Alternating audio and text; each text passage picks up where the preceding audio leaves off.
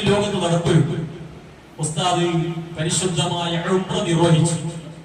ഒരു ഉംറ നിർവഹിച്ചാൽ തന്നെ അദ്ദേഹത്തിന്റെ സർവ്വ പാപങ്ങളും പൊറുക്കപ്പെടാൻ അത് കാരണമാണെന്ന് അഷ്റഫുൽ ഖൽഖ് സ്വല്ലല്ലാഹു അലൈഹി വസല്ലം പറഞ്ഞു. എല്ലാ ദോഷങ്ങളിൽ നിന്നും മുക്തി നേടാനുള്ള ഒരു വലിയ ഒരു അവസരം മാത്രമല്ല, ഇദ്ലമു അൻഫുസകും ജാഊ ഫസ്തഗ്ഫിറുല്ലാഹ വസ്തഗ്ഫർ ലഹുർ റസൂൽ.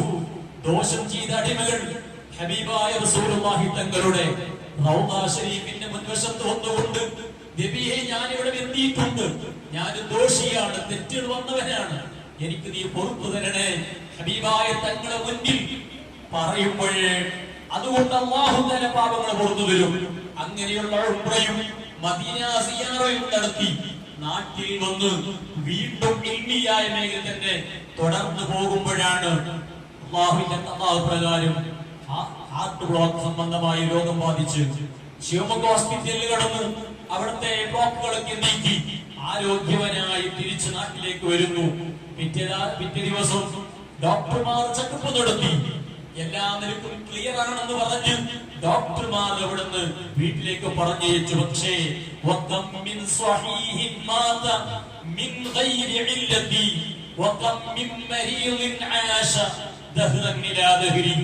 എത്ര രോഗികളാണ് ഇപ്പോൾ മരിക്കും, ഇപ്പോൾ മരിക്കും, കഫൻ എല്ലാ വസ്ത്രങ്ങളും വാങ്ങി വെച്ച് കാത്തിരിക്കുന്ന മക്കൾ, ഇപ്പോൾ മരിക്കുമെന്ന് കാത്തിരിക്കുന്ന കുടുംബങ്ങൾ.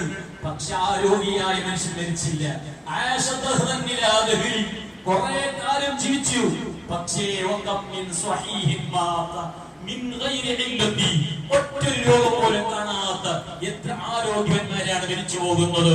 ഡോക്ടർ പറഞ്ഞു ഒന്നും സംഭവിക്കുന്നില്ല, എല്ലാം ആരോഗ്യവനാണെന്ന് പറഞ്ഞു വെച്ചപ്പോഴേ പക്ഷേ കേരളക്കെട്ടിലേക്ക് എടുത്താനുള്ള സമയമേ ഉള്ളൂ.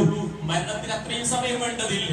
അവിടെ എത്തുമ്പോൾ വീണ്ടും രോഗങ്ങൾ പിടികൂടുകയും അദ്ദേഹത്തിന്റെ മരണ ദിവസത്തെ കുറിച്ച് ആലോചിക്കുമ്പോ ഈമാനുള്ള ജനങ്ങളെ നാമൊക്കെ ചിന്തിക്കണം.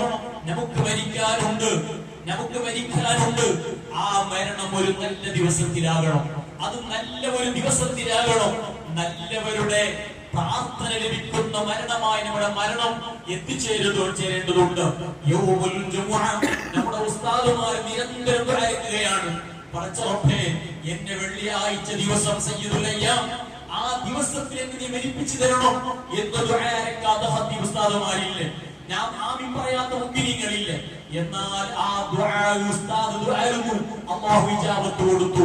ഒരു വെള്ളിയാഴ്ച, കഴിഞ്ഞ വെള്ളിയാഴ്ച മുഅ്മിനീങ്ങളെല്ലാം പള്ളിയിലേക്ക് വെള്ള വസ്ത്രം ധരിച്ച് വളരെ സന്തോഷത്തോടെ പള്ളിയിലേക്ക് ഇറങ്ങി പോകുന്ന നേരത്ത് ഉസ്താദിന്റെ ആത്മാവ് അല്ലാഹുവിന്റെ റഹ്മത്തിലേക്ക് നീങ്ങുകയാണ്.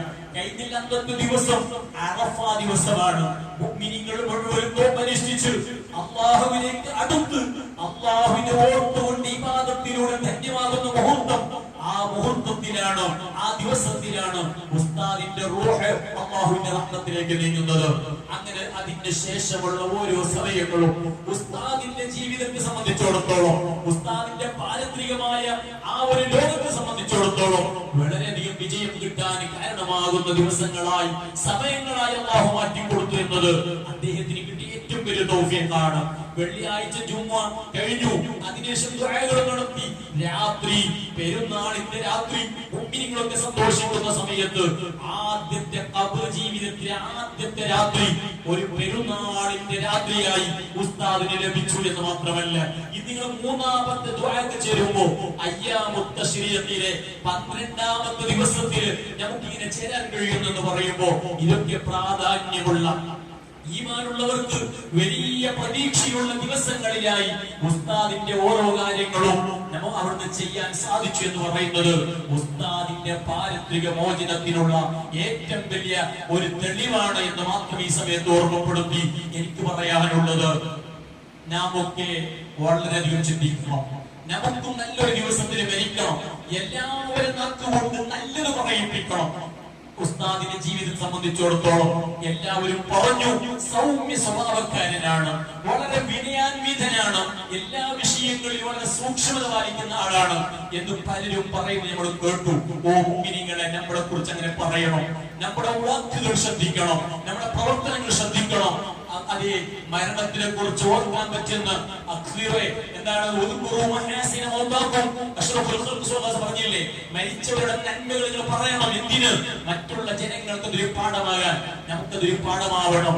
നാം നല്ല സ്വഭാവക്കാരായി, നല്ല വറവുള്ളവരായി, സൂക്ഷ്മത ഉള്ളവരായി, നമുക്ക് നല്ലൊരു മരണത്തിന് കാത്തിരിക്കാൻ പറ്റുന്ന രൂപത്തിലുള്ള ഈമാൻ കിട്ടാനും യഖീൻ കിട്ടാനും ഉസ്താദിന്റെ മരണം ചിന്തിക്കാനും ഒരു കാരണമാവട്ടെ എന്ന് മാത്രം ഈ സമയത്ത് ഓർമ്മപ്പെടുത്തി. അർഹമർ റഹീമീനായ റബ്ബേ, നമ്മുടെ ഈ സദസ്സിനെ കബൂലാക്കണം റഹ്മാനെ, നീ കബൂലാക്കണം റഹ്മാനെ. സാധുക്കളായ ഞങ്ങൾ ശരീഫ് സത്താബ് ഉസ്താദ് അടക്കം ഒന്നിച്ച് ഇൽമു പഠിച്ചവരാണ്. ഉസ്താദിന്റെ ഖബർ നീ വിശാലമാക്കി കൊടുക്കണം റഹ്മാനെ. ഖബറിൽ വലിയ ഈനാസ് നീ നൽകണം റഹ്മാനെ. അദ്ദേഹത്തെയും കുടുംബങ്ങളെയും നമ്മയും കുടുംബങ്ങളെയും അഷ്റഫുൽ ഖൽഖ് സ്വല്ലല്ലാഹു അലൈഹി വസല്ലം തങ്ങളുടെ ശഫാഅത്തിൽ നീ ഒരുമിച്ച് കൂട്ടണം റഹ്മാനെ. അല്ലാഹു അവിടുത്തെ പ്രിയപ്പെട്ട ഭാര്യ വിധവയായിക്കൊണ്ട് അല്ലാഹുവേ നീ ക്ഷമ നൽകണേ അല്ലാഹ്. ആ സഹോദരിക്ക് ഖൈറായ ജീവിതം നീ നൽകി അനുഗ്രഹിക്കണം റഹ്മാനെ. അതുപോലെ 4 കുഞ്ഞുങ്ങളുണ്ട്, പൈതലുകളുണ്ട്. അല്ലാഹുവേ ആ മക്കളെ നീ ഏറ്റെടുക്കണം റഹ്മാനെ.